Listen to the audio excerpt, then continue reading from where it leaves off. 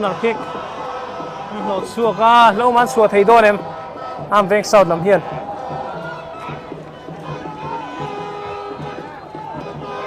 a goal le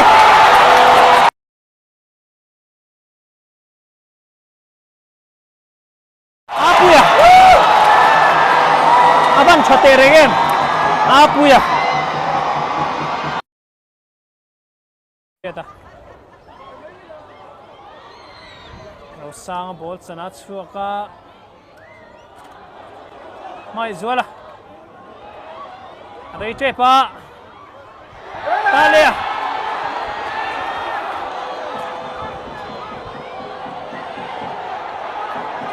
talia no to su deuh ni na langa match referee na ham lova mai zuala rei chepa talia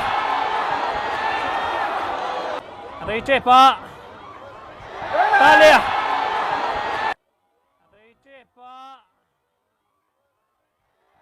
talia rei chepa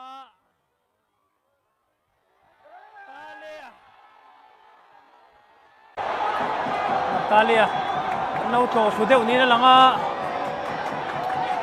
match referee na ham lova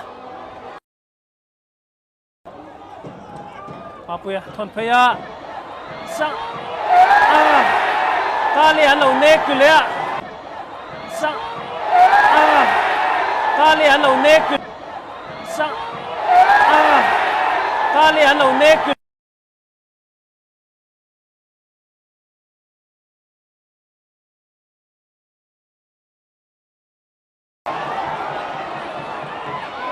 match referee na ham lova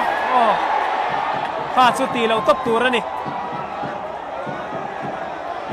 match referee nek luwa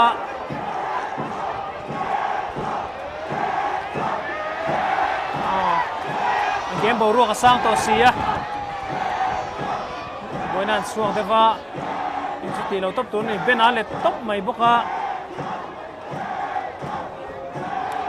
veng south lam penalty and base sei mun to viava mai ro chu ham lova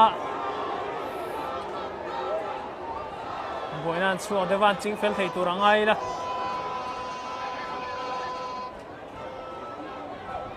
o veng le veng khole khoi na hi chuanin a game bo ro ki sang to thin sia